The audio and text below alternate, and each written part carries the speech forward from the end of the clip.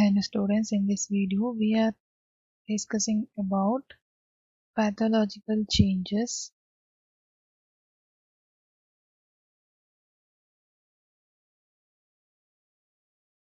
in active tuberculosis.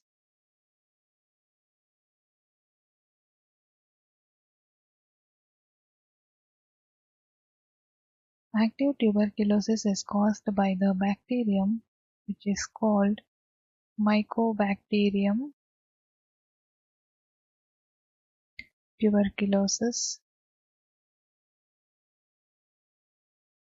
The pathologic changes that occur during the development of active tuberculosis involve a complex interplay between the bacterium and the host immune response. It involves infection and primary lesion.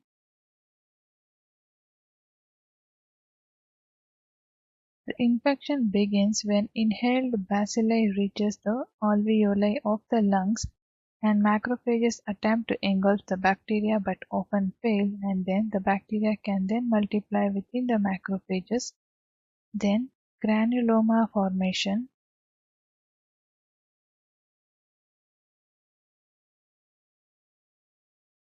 The immune system responds by forming granulomosa, which are aggregates of immune cells including macrophages surrounded by a rim of lymphocytes.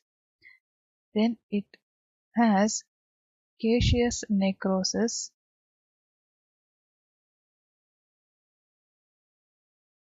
In some instances, the center of the granuloma undergoes the caseous necrosis, forming a characteristic cheesy necrotic material, and this can lead to the formation of cavities within the lung tissue.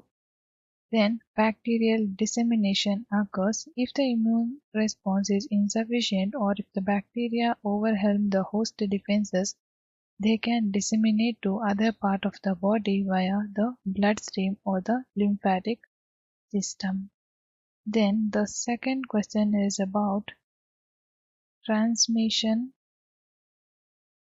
of TB and predisposing condition.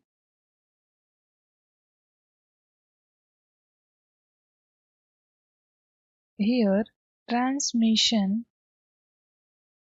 in tuberculosis. Tuberculosis is primarily transmitted through the air when an infected person coughs, sneezes, or talks, releasing infectious respiratory droplets. People in close contact with an infected individual are at higher risk of the contracting of the disease.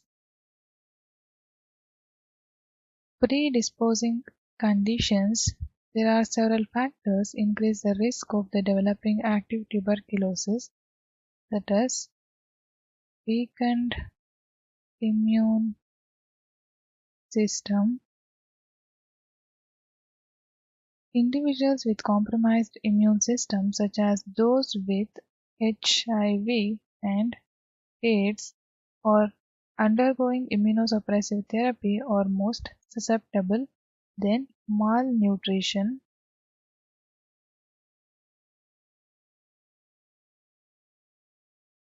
Poor nutrition can weaken the immune system, making individuals more vulnerable.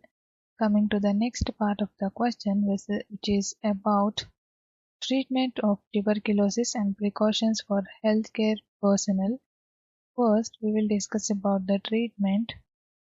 Tuberculosis is typically treated with a combination of antibiotics, mostly or most commonly isoniazid, then rifampin, ethambutol, and pyrazinamide. These are the commonly used antibiotics, and the treatment course is prolonged, usually lasting several months, to ensure complete eradication of the bacteria. Then precautions for healthcare personnel. Healthcare workers should use standard precautions including the use of PPE, that is personal protective equipment such as mask and proper ventilation in healthcare facilities and adherence to infection control the protocol to minimize the risk of transmission. Then coming to the last question, that is about protection for family members or co-workers. It involves respiratory hygiene. Infected individuals should practice good respiratory hygiene, including covering their mouth and nose when coughing or sneezing.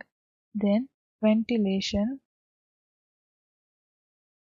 Adequate ventilation in living and working spaces can help disperse infectious droplets. So, it is important for individuals to follow the prescribed treatment regimen diligently and for healthcare providers to implement appropriate infection control measures to prevent the spread of tuberculosis. Hope you find this video helpful. Thank you.